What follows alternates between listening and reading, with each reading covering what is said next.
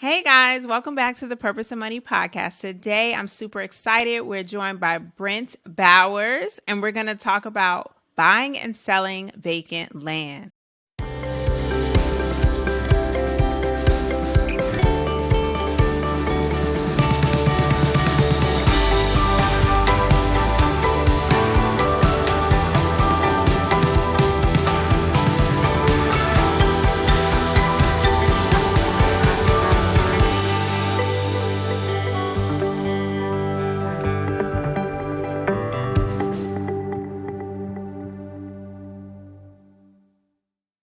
Brent Bowers is the owner of the Land Sharks. He's also an investor and coach with a focus on buying and selling land. His interest in real estate began in 2007 when he purchased his first home.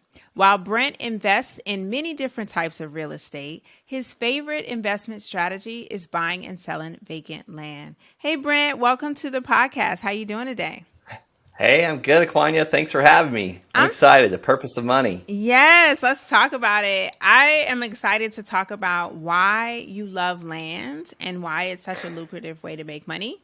But before we dive into that, I want to know a little bit more about you and your background. So tell my listeners, what was money like for you when you were growing up?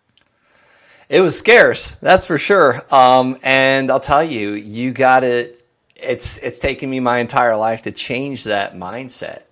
We can have scarcity mindset for anything, scarcity of food or money or raw land even.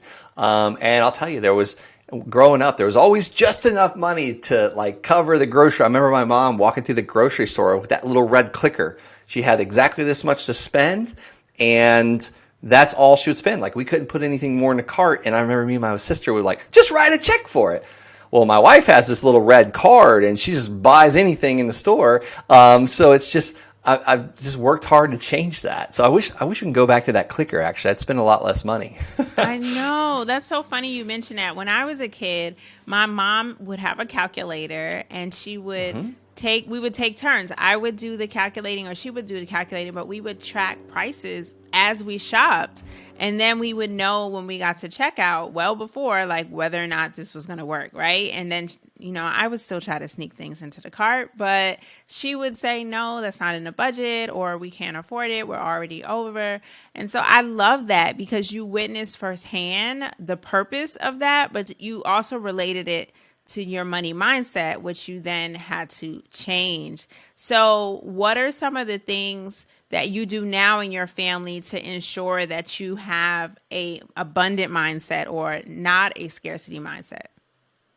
I'll tell you, it's daily, absolute daily work. And one of the things I do is, every day we add. I work on my business a little bit more so that money will keep coming in. And it's like, as business owners, as entrepreneurs, I feel like we're always working on the business, but I think it comes from that early childhood. I'll tell you one of the bad habits I have. Well, I call it bad. But I walk around turning all the lights off when my kids and my wife leave in the morning. I mean, because I'm like, we have LED light bulbs, and it says like you will burn $4.82 per year with this light bulb.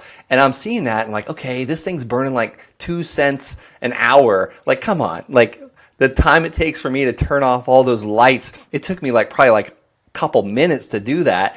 But is it really is the juice worth the squeeze? Probably not. So it's just, it's taught me all these things. And then also have grandparents that they came from the Great Depression time frame. So what I do daily, is reading books from great people that have created great things. And it has never taken me away of that waste not, want not type mentality.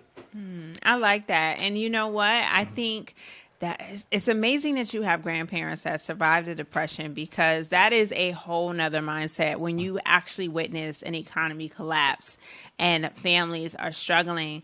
But I'm not going to judge you about turning off the lights because I do that in my house too. And my husband hates it. He says the same thing. He's like, are we really saving money by you going on this crusade about the electricity? But it's just a thing. Like, you don't want to waste electricity. You also know that in the long run, it might have a greater impact on the environment. But you're Yeah. just like, I'm not in that room anymore. You're not in that room anymore. Why is the TV still on? Why is the light still on? So, Exactly. The fans, the light, the yes. TV. It's like, do we have to have this stuff on like on in 8 or 9 rooms? Yes, and on high, not So, even just like the lowest setting possible, but on high. So I am with you. I am team club, turn it off. But I totally get it if your spouse is like, what the heck is wrong with you? she probably does because I'm telling you, she'll leave the bathroom and I'm like, why are all these lights on? I just turn it off and she'll come right back in. So sometimes it's embarrassing. It's like I probably shouldn't do that. Yeah. But it's a habit I picked up from my parents. Yeah, no, I get that. I totally get that. So then how did you go from working on your finances and being a daily practitioner of better habits to having a love for investing in raw land? Where did that spark come from? Because I did a little research and I know that you come from a military background. So was it anything in your military background that sparked it, or was it something completely different? It was definitely from the military. I actually started out in real estate in 2007, and I was a big quitter in 2009 because it was rough back then in the military. I ended up having to move in with my in-laws. I went from being a business owner to a real estate license to a rental property to I can't afford my bills anymore. So I had to move in with my in-laws and then join the military because I thought that would be an easier career path. Well, here's the thing about the military. I was on a deployment cycle, which was pretty much every other year. So we're home for a year, we're gone a year. But here's the thing, when you're home, you're training up for the next deployment, the next combat deployment. So you're in the field a lot. So I was always gone. And marriage number one did not work out. I'll just leave it at that. And it wasn't because I was just a pleasure to live with when I was home. I wasn't. I was always going towards the next goal, building the next business, going for the next promotion. So I meet my wonderful lady that I'm married to now, Emily, and we got married, we got pregnant, and baby number one comes out. And that's when it sparked. 2016, I was like, I have got to get out of the military. I want to be home to see this baby. I want to be home with my beautiful wife. And I don't want history to repeat itself. So I am one of those people, I am motivated by fear of pain, not towards pleasure. So I started listening to all the podcasts, studying everything. Wholesaling Inc. was a huge one. And then I started listening to what other people were doing and I heard about a guy doubling his money overnight, pretty much buying and selling vacant raw land. And I was like, that is for me because I don't think there's any competition in it. No one's talking about this except for this guy. And I just started taking immediate action, very imperfect action, by the way. I made a lot of mistakes. Started mailing vacant raw landowners, and it worked out pretty well. Oh, wow. That is really interesting. We definitely need to dive into this because it's funny that you kind of mentioned you took an active interest in learning and executing what you heard and discovered through your research. I want to emphasize that because so many people are going to listen to this podcast and they're not going to take action. And that is what is going to distinguish you from being the average knowledgeable person about land to the rock star land investor, right? Taking that action. So what are your top 3 tips for someone who wants to get started? They listen to this podcast and they're like, yes, I love land. Let's do it. What is it? What do they do first? Yeah, if I can wave a magic wand and by the time this podcast is over, I would love for those that take action, that listen to this podcast, to be able to do a land deal right away. So the top 3 steps, let me see if I can narrow that down into 3 things. One is you got to pick a market. What market? I want you to pick an area where the land is selling. Let's just say you live in Orlando, Florida. Go to Redfin or Zillow and just search Orlando, Florida. Then I want you to go to the filter and then click sold. I want you to look at the solds and then scroll down a little bit and click land, and then scroll down a little bit more and look at the last 3 months. And then one more step, exit out Orlando, because I want Orlando to go away. I want that map to be visible, and I want you to see the clusters of solds, where land is selling. I know you own a ton of real estate in Maryland.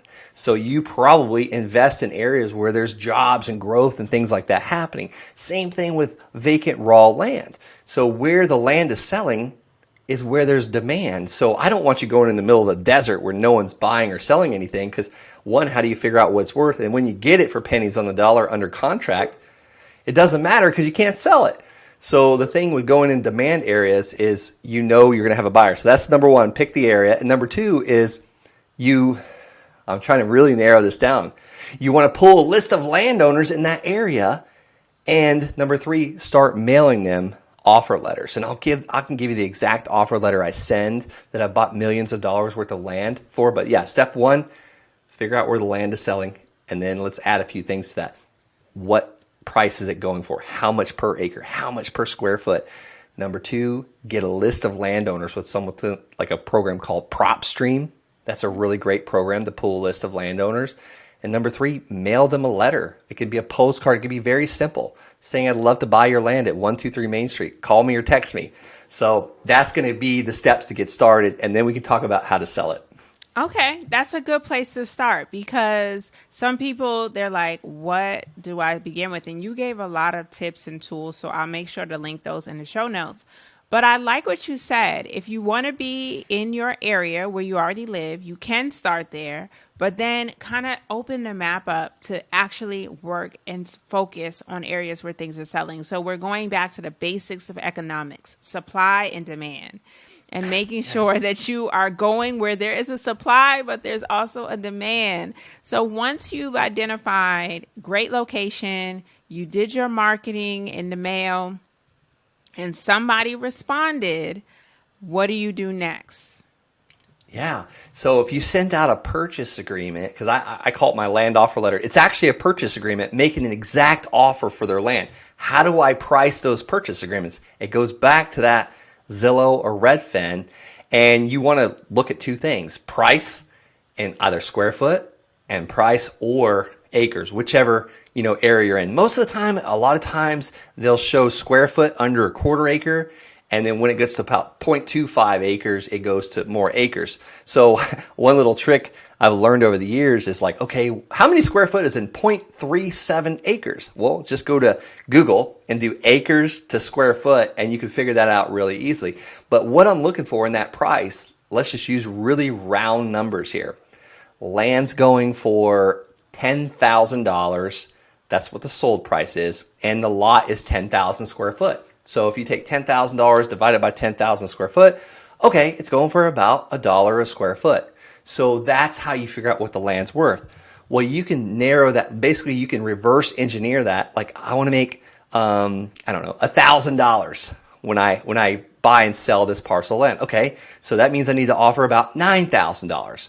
All right, so we got to figure about $1,000 in closing costs. So I need to be offering about 80 cents on the dollar. Or here's a better example. Let's just say the land's going for 100 grand, because who wants to only make $1,000, right? Bad example, very bad example. So let's just say the land's going for $100,000 and you want to make $10,000 per deal. That's probably going to get more people out of bed, because I know you have some awesome listeners. Mm-hmm. So you want to make $10,000 per transaction. So land's going for $100,000. Now you need to offer $90,000. Well, what about the realtor? If you're going to use a realtor to sell it, they're going to charge 6%, right? Or on average, 6%. So you need to figure out another $6,000 for the realtor. And then let's figure in closing costs. So $1,000 right there on average, national average. So we're at now 90 minus the $6,000. So now we're at 84,000 minus the closing costs, about 83,000. But there's one more thing I like to consider is when we list our land for sale with a land specialist realtor, I want to be the cheapest on the market. It's not like that 3-bedroom, 2-bath house where this one's got a pool, this one's got granite. Which one are we going to choose? No, this one's dirt. This one's dirt. Which one are we going to choose? Oh, let's pick the one that's $10,000 less than everything else. So let's build in another buyer discount. So we went from 84,000 now to 74,000. And if my numbers are off a little bit, hopefully everyone's getting the picture here. So at $74,000, that's 74 cents on the dollar.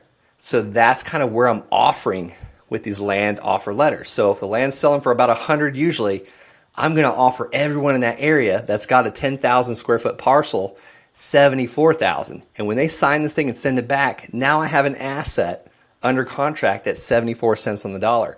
And I can do multiple things with it. I can sell that contract. I can buy it and flip it really quick with a realtor. So there's multiple steps. And that's just a really round number example of what we do. Okay, so here's a question for someone who's like, all right, sounds good, see the numbers, put in a good offer, someone accepts it. Now, what do I do if I don't have 75K in the bank? Where does the money come from to actually pay the seller? Yeah, great question. So if I can't assign my contract to a cash buyer that I found through a land specialist realtor, or maybe I use batch skip tracing to see, okay, who's buying all the land here? What LLCs, what businesses are buying the land around here? I'm call them like, hey, I got a piece of land. It's worth $100,000. Would you be interested in buying it for, 85,000? And then I keep the difference between what the person buys it for and what I've got it under contract. So if I got it under contract for 74,000, they buy it for 84,000, $10,000 difference. So that's one way to not have to come up with the funds. Well, there's other ways. I didn't really start off with $75,000 parcels of land. I started off with the cheaper stuff, the stuff that was on the tax delinquent list, the stuff that, people were just not paying their back taxes. So I would get this stuff at like 10, 20, 30 cents on the dollar. And sometimes I would sell my contract, the actual piece of paper that it was under contract on. Sometimes I would buy it myself. Sometimes I would borrow the money from my mother-in-law, pay her 9% interest, and we would flip it in like 3 to 6 months. But my preferred method was to buy it and seller finance it to someone. So I'm buying it for 20, 30 cents on the dollar, like really cheap. And I would seller finance it for what it was worth with a down payment and a monthly payment. So we built that up. We've got 79 parcels of land where buyers are paying us payments on right now. So on average, we get about 18 grand a month in payments coming in. But I didn't start there. I started with one parcel of land. The first parcel was $285, sold it for $5,000. I just kept getting bigger and bigger, and it was like growing that, that they call it the snowball effect. Mm-hmm. It really works. I started this in 2016, and it started with that first $285 property and then turned into $5,000. Just kept so on and so on and so on. Wow. So $283 went a long way for you. Did the person that paid the 5,000, do you know if they kept it or if they flipped it? Like, was there still more area to win financially? Yes, actually there was. So that first seller that sold me that land, he was a retired CPA and he was behind on taxes. Now, here's the thing about tax delinquent land. You'll run out of that pretty quickly. So you build your bank account up a little bit, but then eventually you just have to start mailing bigger, more expensive stuff. So how did I find this person? I had no clue what this land was worth. So when I left the land, it was almost an hour drive for me to go look at this land. When I left it, I called the real estate office that was at the bottom of the hill. And I was like, hey, Miss Realtor, I forget her name now, but she answered the phone. I was like, I'm looking at a piece of land on Palmer Lake Avenue. It's looking at Palmer Lake. The Pike National Forest in Palmer Lake, Colorado is there. And I was like, it's not buildable. I want to know what your 30-day blowout price is. Like, I need to sell this fast because $285 was a lot of money for me back then. I didn't want to leave it locked up in a piece of land that was not going to make me money. Like, that's why most people don't buy land. They don't want to leave their funds locked up in it and pray one day they can sell it for more. So she goes, well, I don't know about a $285 piece of land, but I think you probably could get $10,000 for it eventually. And I was like, oh my gosh, okay, that sounds like a great deal. I'll let you know when I buy it. So she calls me back in like 5 minutes and makes an offer for $5,000 and says she can close on it the next week. So I call my seller. I said, hey, can I pay you on Tuesday? He said, sure. This was next week. And he brought me the quitclaim deed that he notarized. I made big mistakes. I didn't do a title search, none of that stuff. And I took this warranty, or took the deed. It should have been a warranty deed. I buy them only on warranty deeds now. I took the quitclaim deed to the title insurance company on Tuesday night and went back on Wednesday and picked up my $5,000 check. And it was a realtor. And guess what she did? She flipped it about a year and a half ago for almost 35,000. So she turned her 5 grand into 35,000. The city's finally working a road through there where it's eventually going to be buildable, and that person should be able to build a $2 million house on it. Wow. So, and it took from 2016 to 2023 for that road to go in. I wasn't willing to wait for that. I wanted my money turning. Understood. And I get it. But let's not go too fast over the things you mentioned that you did wrong. So I'm into real estate investing, so I know a lot about titles, and clear titles are really important because that confirms that you have ownership of that property, but you also get title insurance that says in the event that I wasn't the actual owner or someone else claims ownership to this land prior to my purchase, this title insurance is going to ensure that I'm protected, right? But it sounds like you said you skipped that altogether, right? You didn't do the search and you didn't, I don't know if you bought title insurance or not, or she I brought title didn't. insurance, but that is She key would have had because, to have. yeah, she would have had to do it. Okay, so she bought it to protect her investment, but you didn't do the search, and she could have done a search and found something, right? And title searches will make or break a deal, right? Because nobody wants to buy something that someone else already owns. And That's right. it'll also prove to you if you're working with the right person. So that leads me to another question. Let's say you are a wholesaler and that is your goal. You're trying to boost your profits, and then you're going to go in and start purchasing your own land that you might flip later. How do you prevent someone from going around you and straight to the owner? Yeah, so the only thing I can do is put it under contract, and people have went around me before, and there's ways that you can record a notice of interest on that property. If I ever noticed there was any funny business, I would do that, but you got to be very careful doing that nowadays because talk to an attorney before you go and put a notice of interest on a property because you can actually cloud the title. So you want to know the proper ways to do that. So that's one thing we can do to mitigate someone going around us. I don't do that very often unless I just know there's some funny business. But if a seller decides to not sell to me, then that's fine. There's so many other fish in the sea to not have to force them to do it. Now, if a seller decides that they're not going to sell because it's in their best interest to not sell, then that's fine. But they're just trying to get more money out of me or someone else, then I will hold them to it. But yeah, that's one way. And it's also trusting your buyers, trusting the buyers that you deal with, trusting the land specialist realtor that you're dealing with to not go around. And there's one way I recommend that is to deal with the land specialist realtor that's doing all the business in that area, because usually they've got a pretty good reputation. They're not going around you and taking people's deals if they're doing most of the sales in that area. That's really, really good advice. And it all goes back to relationships, building trust, getting to know the buyer, and them having, and the seller, and having that comfort in working with you if you are the wholesaler in the middle of the deal. But I really liked what you That's said true. about working with a specialist in the area who knows the area and knows the industry. So that means building a team of experts in that area and space. And then when you build trust, they might start to send you opportunities, right? Because their goal is to Oh close yeah. as well. So I like that. And I think that's some really good advice. So you mentioned in passing that you went after raw land because there was no competition. Do you still feel that way years later? I do feel that way. I will say that land has gotten a little bit more competitive from 2016 to 2022 timeframe, because I think, and I don't want to talk about COVID, but one thing that COVID did was it pushed more people to go further out and to expand and buy larger parcels, like more camping and glamping and a place to go ride our quads. So it made what I was doing way cooler, and I was able to sell way more land. But what I'm seeing now is parcels of land, the prices are starting to go down a little bit. So it went from a buyer's market in 2016 to a crazy seller's market about 2019 to 2020 or 2022. So I do feel that the competition did start rising. we'll see what happens here soon. I think there's more land deals out there now. I'm starting to see sellers be more willing to negotiate again and be more willing to give me amazing seller financing deals.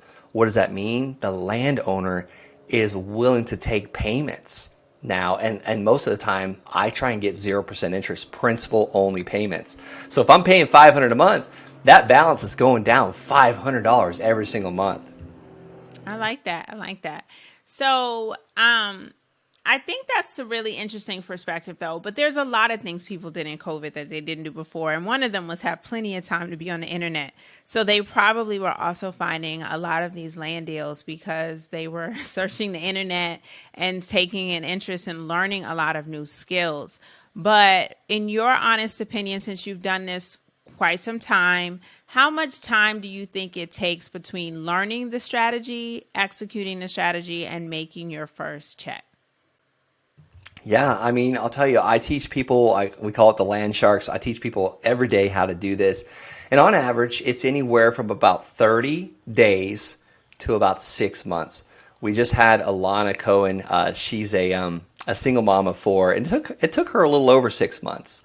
So, but on average, it's about, 30 days to 6 months. And the faster I see people go out and start taking action, researching that area, sending those land offer letters, talking to sellers, because there's really only two things we do in this business that makes us money: reaching out to landowners and selling this land to people that want to become landowners. It's like taking one man's trash and turning it into a treasure. I like that. I like that a lot. And I know that that is true. So it goes all the way back to our first point about execution, getting the knowledge and then taking action. So I really think this is good. And if you offer the training and a website or anything, please let us know what that is. I'll give you a moment when I ask my next question. So it is really important to me that anyone who's in the real estate space understands the diversity of it. So I'm so glad we're having this conversation about raw land because this is just one way to invest. But do you have other areas where you're also in real estate investing and maybe you love second to investing in land? Yeah, I'm definitely a die-hard land fan. There's a reason why I wear this shirt with land on it, and I have a hat. And I like when people ask me in the gym, "What does that mean?" Because those people become my private lenders and my partners to buy bigger, more like crazy. We just bought a $1.2 million parcel of land, which is really crazy. It's got some great potential for it, but as far as the thing I like second is I love. So let me tell you something bad about land. When you sell or finance land or flip land, you pretty much get taxed at ordinary income. If I flip it and I make 100 grand, I get taxed 100 grand on ordinary income. If I sell or finance it and break that $100,000 profit up over 30 years, I get taxed very slowly on that profit. But here's the thing, it's still ordinary income. And I'm no CPA or tax expert, so someone that's smarter in taxes might be disagreeing with everything I say. But what I do is I take the income we receive from this land and I do two things with it.